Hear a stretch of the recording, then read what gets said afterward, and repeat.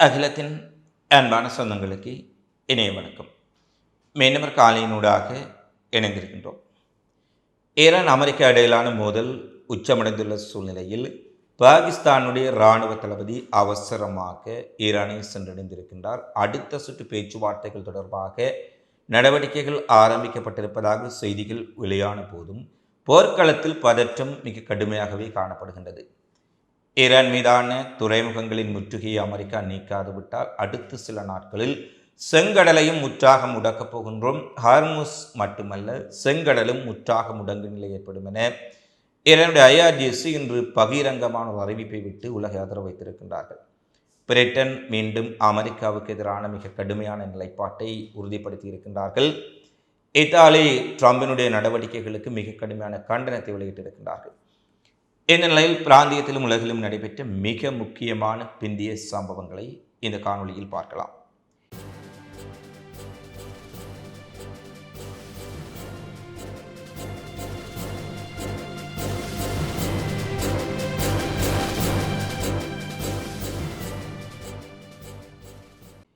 ஈரானின் கதம் அல் அன்பியா தலைமையகத்தின் தளபதி அமெரிக்க முற்றுகை தொடருமாக இருந்தால் வளைகுடா மட்டுமல்ல, வளைகுடாவிலும் ஓமான் கடலிலும் ஏற்றுமதி இறக்குமதி நடவடிக்கைகளை நாங்கள் முற்றாக நிறுத்துவோம் என்றும், வளைகுடா ஓமன் கடல் பகுதிகள் மட்டுமல்ல, செங்கடல் வழியாக நடைபெறக்கூடிய வர்த்தகத்தையும் எங்களுடைய ஆயுத படைகள் நிறுத்துவார்கள் என்பதையும் கவுதி படைகள் இதற்கு முழுமையான தயார் நிலையில் இருப்பதான ஒரு அதிர்ச்சி அறிவிப்பை வெளியிட்டிருக்கின்றார்கள்.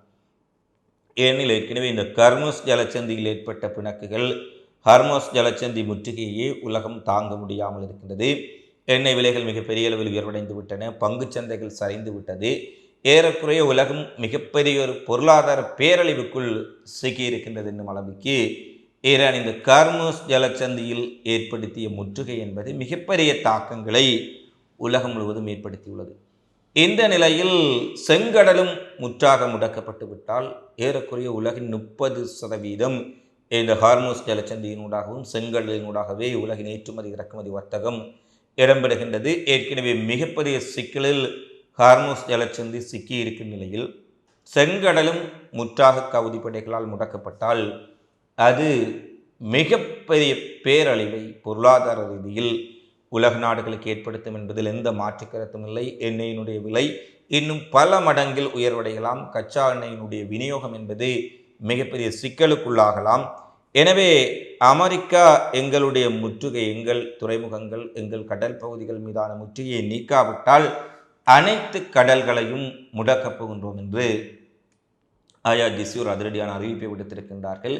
அதற்கு தக்க படைகளும் ஆயுதங்களும் எங்களிடம் இருப்பதாகவும், இதுவரை இல்லாத ஆயுதங்களை இனி கடலில் களமிறக்க இருக்கின்றோம் என்ற செய்தியையும் ஈரான் கடற்படை தளபதியும் விடுத்திருக்கின்றார். எனவே நிலைமை ஒரு சிக்கலான நிலைமையில் இருக்கின்ற பொழுது இன்றைய நாளில் இன்னொரு செய்தியை ஈரானினுடைய அரசு ஊடகம் வெளியிட்டிருக்கின்றார்கள். டெஹ்ரான் துறைமுகங்கள் மீது அமெரிக்கா விதித்த முற்றுகையை உடைத்து கொண்டு அமெரிக்காவினால் தடை செய்யப்பட்ட ஈரானிய சூப்பர் டேங்கர் கப்பல் ஒன்று நேராக வெளியேறி இருக்கின்றது. 2 மில்லியன் பேரல்கள் எண்ணெயை இந்த கப்பல் கொண்டு சென்றுள்ளது என்ற செய்தி வெளியாக இருக்கின்றது. குறிப்பாக 2 மில்லியன் பேரல்கள் வரை எண்ணெய் ஏற்றிச் செல்லும் திறன் கொண்ட ஒரு மிகப்பெரிய கச்சா எண்ணெய் கப்பல் தனது கண்காணிப்பு அமைப்பு இயங்கிய நிலையிலும் எவ்வித மறைப்புமின்றி வெளிப்படையாக ஈரானிய கடல் எல்லைக்குள் நுழைந்து சென்றிருப்பதாகவும் ஃபாஸ் செய்தி நிறுவனம் அடையாளம் காணப்பட்ட அந்த டேங்கர் ஈரானினுடைய நிழல் கடற்படைக்கு சொந்தமானது என்பதையும் தெரிவித்திருக்கின்றார்கள். எனவே அமெரிக்கா முழுமையாக இந்த கடல் பகுதியை முற்றுகையிட்டு விட்டோம், இந்த கடலில் இருந்து ஈரானிய துறைமுகங்களில் இருந்து எந்த ஒரு கப்பல்களும் வெளியே செல்ல முடியாத நிலை காணப்படுவதாக ஒருபுறம் கூறிக்கொண்டிருக்க, மறுபுறத்தில் நேற்றைய தினம் சீனாவினுடைய கப்பல்களும் இந்த முற்றுகையை உடைத்து கொண்டு வெளியேறிய சூழ்நிலையில் ஈரானிய கப்பல்களும் வெளியேறியிருப்பது அமெரிக்காவின் முற்றுகை தொடர்பில் மிகப்பெரிய கேள்விகளை ஏற்படுத்தி இருக்கின்றது. உண்மையில் அமெரிக்க கடற்படை அங்கு முற்றுகையை ஏற்படுத்தி இருக்கின்றார்களா, அல்லது இதுவும் ட்ரம்பினுடைய ஒரு வாய்ச்சவடால் தான்? ஏற்கனவே ட்ரம்ப் பல சவால்களை விடுகின்றார், பல எச்சரிக்கைகளை விடுகின்றார். ஆனால் அவை ஒன்றுக்கும் உதவாத எச்சரிக்கைகளாக தற்போது மாறிவிட்டன.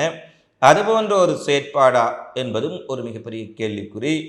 ஆனால் ஈரானின் அரசு ஊடகம் தங்களுடைய சூப்பர் டேங்கர் கப்பல் 2 மில்லியன் பேரல்கள் கச்சா எண்ணெயுடன் சென்றிருப்பதாக அதிகாரபூர்வமான செய்தியை விடுத்திருக்கின்றார்கள். அடுத்து ஒரு மிக முக்கியமான அதிர்ச்சியை அமெரிக்காவுக்கு CIA ஏற்படுத்தி இருக்கின்றார்கள். மத்திய கிழக்கில் இருக்கக்கூடிய அமெரிக்காவுடைய இராணுவ தளங்கள் மிக துல்லியமாக ஈரானால் இலக்கு வைத்து அழைக்கப்பட்டன. மிக துல்லியமாக அந்த இலக்குகளை கண்டறிந்து ட்ரோன்கள் ஏவுகணைகளை கொண்டு ஈரான் சுக்குநூறாக்கி இருந்தார்கள். இதற்கு பின்னணியில் ரஷ்யா ஈரானினுடைய உதவி அல்லது சீனா ஈரானுக்கு செய்திருக்கக்கூடிய உதவி, சீனா ரஷ்யாவின் உடைய செய்மதி புகைப்படங்களை துல்லியமாக வழங்கியமை காரணம் என அப்போதைய பரவலாக பேசப்பட்டது.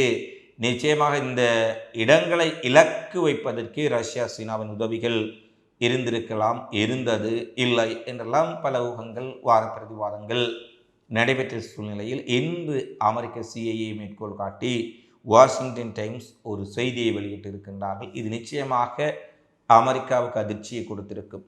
சீனாவில் தயாரிக்கப்பட்ட TW01V என்ற செயற்கைக்கோள் மிகப்பெரிய அளவிலான மேம்படுத்தப்பட்ட செயற்கைக்கோள் ஈரானுக்கு விற்பனை செய்யப்பட்டதாகவும், பின்னர் அது பிராந்தியம் முழுவதும் உள்ள முக்கிய அமெரிக்க இராணுவ தளங்களை துல்லியமாக கண்காணிக்க ஈரான் புரட்சிகர பாதுகாப்பு படையால் பயன்படுத்தப்பட்டிருப்பதாக இன்று வாஷிங்டன் டைம்ஸும் பைனான்சியல் டைம்ஸும் தெரிவித்திருக்கின்றார்கள். தாக்குதலுக்கு முன்பும் பின்பும் எடுக்கப்பட்ட செயற்கைக்கோள் படங்கள் ட்ரம்ப் விமானங்கள் தாக்கப்பட்டதை உறுதிப்படுத்திய பிரின்ஸ் சுல்தான் விமானத்தளம் உட்பட பல இடங்களை பதிவு செய்துள்ளதை உறுதிப்படுத்தி இருக்கின்றார்கள்.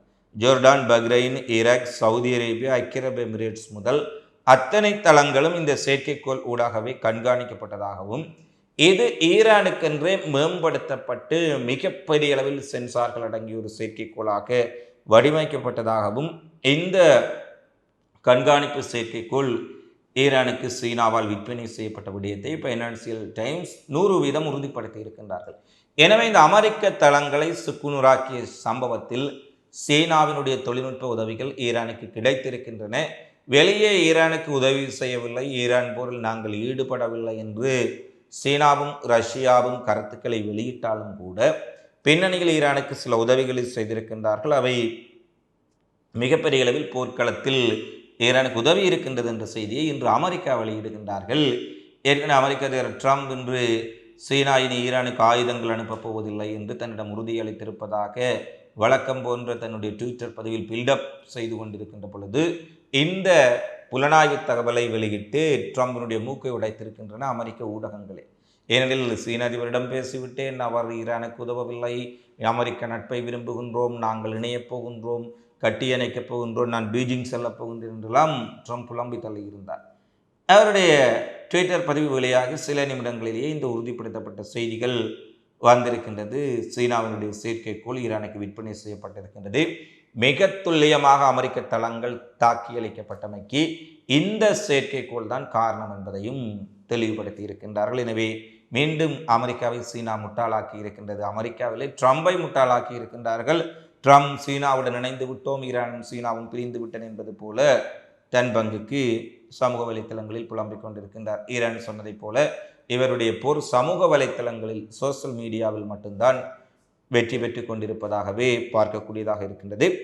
அடுத்து ஏப்ரல் 9 அன்று பாரசீக வளைகுடாவுக்கு மேலே பறந்து கொண்டிருந்த அமெரிக்க கடற்படையின் MQ-40 டிரைட்டன் உளவு ட்ரோன் என்று திடீரென விபத்துக்குள்ளானதில் காணாமல் போயிருந்தது. அந்த ட்ரோனினுடைய விலை மட்டும் $238 மில்லியன் என்று கூறப்படும் சூழ்நிலையில் அதே போன்ற 20 ட்ரோன்கள் மட்டுமே அமெரிக்காவிடம் கண்காணிப்பு ட்ரோன்கள் இருப்பதாக கூறப்பட்ட சூழ்நிலையில் மீண்டும் இன்றைய தினம் MQ-40 ட்ரோன் ஒன்று காணாமல் போயிருப்பதாக அமெரிக்கா அறிவித்திருக்கின்றார்கள். இவை அனைத்துமே பாரசீக வளைகுடாவில் நடைபெறுவதுதான் மிகப்பெரிய கேள்விகளை எழுப்பியிருக்கின்றது. உண்மையில் இந்த ட்ரோன்கள் ஈரானால் சுட்டு வீழ்த்தப்பட்டிருக்கின்றதா, அல்லது உண்மையில் அது காணாமல் போயிருக்கின்றதா, அல்லது ஈரானின் தாக்குதலால் அவை வீழ்ந்து விட்டன என்பதை சொல்வதற்கு அமெரிக்கா விரும்பாத காரணத்தினால் அது விபத்துக்குள்ளாக இருக்கின்றது, காணாமல் போயிருக்கின்றது என்ற கதைகளை கூறுகின்றார்களா என்று பலதரப்பட்ட வாத பிரதிவாதங்கள் எழுந்திருக்கின்றன. எது எப்படி ஆயினும் பாரசீக வளைகுடாவில் அமெரிக்காவினுடைய அதிநவீன உளவு ட்ரோன்கள் தகர்க்கப்பட்டு ஈரானால் அழிக்கப்பட்டு கொண்டிருக்கின்றது என்பதை இந்த செய்திகள் தெளிவுபடுத்துகின்றன.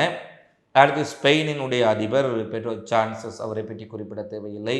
இஸ்ரேல் அமெரிக்காவுக்கு எதிராக நெஞ்சை நிமித்தி முதுகெலும்போடு நிற்கக்கூடிய ஒரு தலைவராக ஐரோப்பாவில் மட்டுமல்ல உலகத்திலேயே இந்த பெட்ரோல் சான்சஸை தான் பார்க்கக்கூடியதாக இருக்கின்றது. இவர் நேற்று பெய்ஜிங்கில் ஒரு செய்தியாளர் சந்திப்பின் போது சீனாவினுடைய அதிபர் ஜி ஜின்பிங் இருக்கும்போதே குறிப்பிடுகின்றார், சர்வதேச சட்டத்தை காலில் போட்டு மிதித்து அதை மீறும் ஒரே அரசாங்கம் இஸ்ரேல் அரசாங்கம்.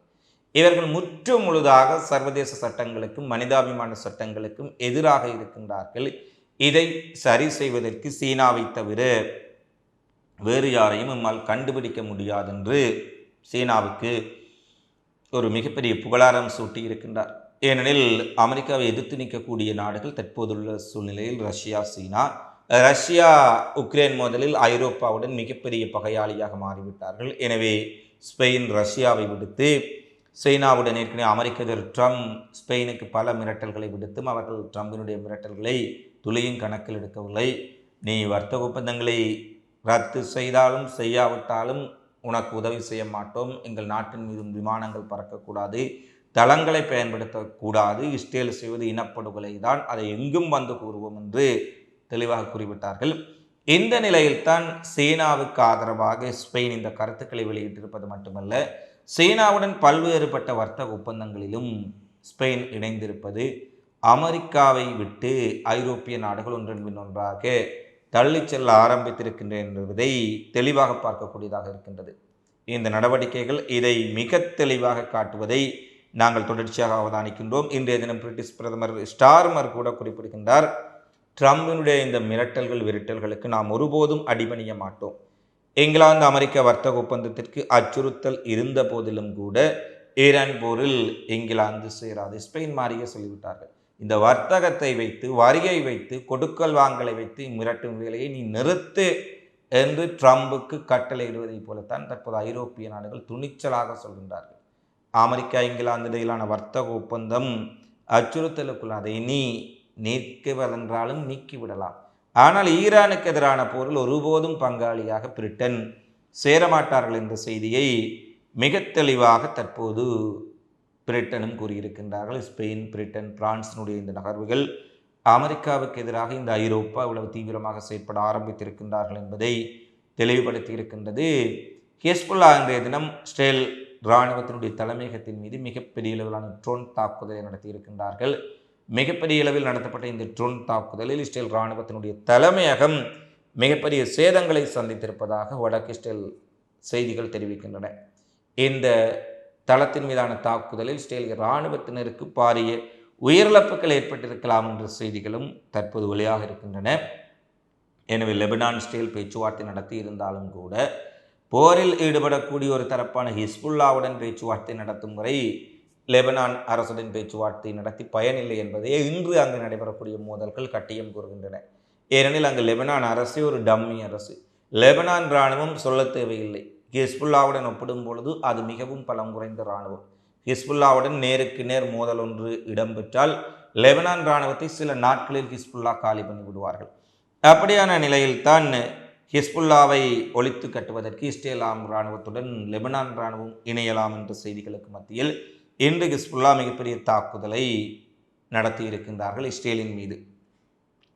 அடுத்து மிகப்பெரிய அளவில் போருக்கான ஆயுதங்களும் கார்மோஸ் ஜலச்சந்தி முற்றுகை, மத்திய கிழக்கை நோக்கி விமானங்களை அனுப்புவது, போர்க்கப்பல்களை அனுப்புவதென்று அமெரிக்க நிர்வாகம் மிகப்பெரிய போருக்கு தயாராக இருப்பதைப் போல காட்டிக்கொண்டாலும் மறுபுறத்தில் ஈரானுடனான பேச்சுவார்த்தைகளை மீண்டும் ஆரம்பிப்பதற்கு மிகப்பெரிய முயற்சிகளை அமெரிக்கா மேற்கொண்டு வருவதை தெளிவாக பார்க்கக்கூடியதாக இருக்கின்றது. பாகிஸ்தான் ஊடாக மீண்டும் அடுத்த கட்ட பேச்சுவார்த்தைக்கான அழைப்பை அமெரிக்கா ஈரானுக்கு அனுப்பியிருக்கின்றார்கள் என்பதை பார்க்கக்கூடியதாக இருக்கின்றது. அமெரிக்காவினுடைய பேச்சுவார்த்தைக்கான செய்தியை தெரிவிப்பதற்காக இஸ்லாமாபாத்தில் நடைபெறக்கூடிய அடுத்த சுற்று பேச்சுவார்த்தைகளில் ஈரானை வரவழைப்பதற்காக பாகிஸ்தான் இராணுவ தளபதி அசீம் முனிர் மற்றும் ஒரு உயர்மட்ட தூதுக்குழு நேராக இன்றைய தினம் ஈரானை சென்றடைந்திருக்கின்றார்கள் என்ற செய்திகளும் உறுதிப்படுத்தப்பட்டிருக்கின்றது. எனவே மீண்டும் ஒரு பேச்சுவார்த்தைக்கான வாய்ப்புகள், பேச்சுவார்த்தைக்கான சூழல் உருவாகியுள்ளது. ஆனால் இந்த அமெரிக்காவையோ அமெரிக்க ட்ரம்பையோ நம்ப முடியாது.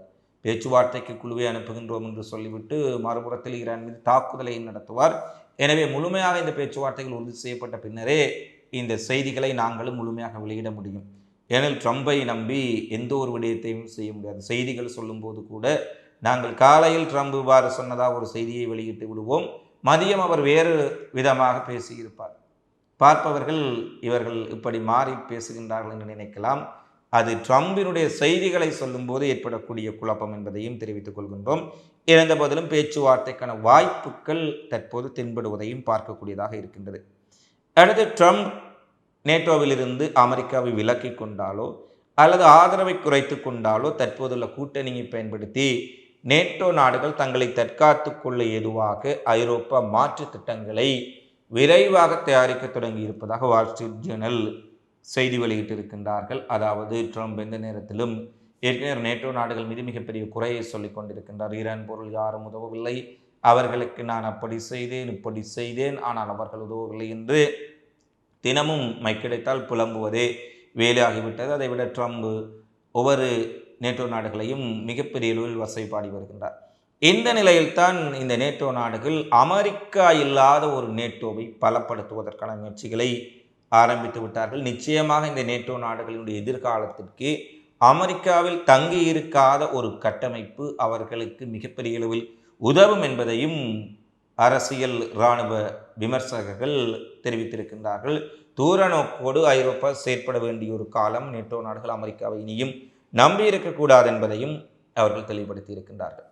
இவை முக்கியமான செய்திகளாக வெளியாகிருக்கும் சூழ்நிலையில் மீண்டும் பாகிஸ்தான் நடவடிக்கை மூலம் ஈரான் அமெரிக்க பேச்சுவார்த்தைகள் இடம்பெறலாம் என்ற செய்திகள் கசிந்ததன் அடிப்படையில் கச்சா எண்ணெயின் விலை மீண்டும் சரிவடைந்திருக்கின்றது. நாளை மறுதினம் பெரிய அளவில் யுத்தத்திற்கான முஸ்திப்புகளோ பதற்றமான சூழ்நிலைகளோ ஏற்படாவிட்டால் கச்சா எண்ணெயின் விலை மேலும் குறைவடையலாம் என்றும் இது அமெரிக்க ஈரானின் நடவடிக்கைகளை பொறுத்தது என்றும் எண்ணெய் கட்டுப்பாட்டு மையம் தெரிவித்திருக்கின்றது. இவைதான் இன்றைய நாளில் வெளியான மிக முக்கியமான செய்திகளாக நிகழ்வுகளாக பதிவாக இருக்கின்றன. தினந்தோறும் உலகெங்கும் நடைபெறும் செய்திகளை உடனுக்குடன் அறிந்து கொள்ள அகிலத்தோடு இணைந்திருங்கள். இந்த காணொளி தொடர்பிலான உங்களது மதிப்பான கருத்துக்களை தவறாமல் கமெண்ட்ஸில் பதிவிடுங்கள். மீண்டும் அடுத்த காணொளியில் சந்திப்போம். நன்றி, வணக்கம்.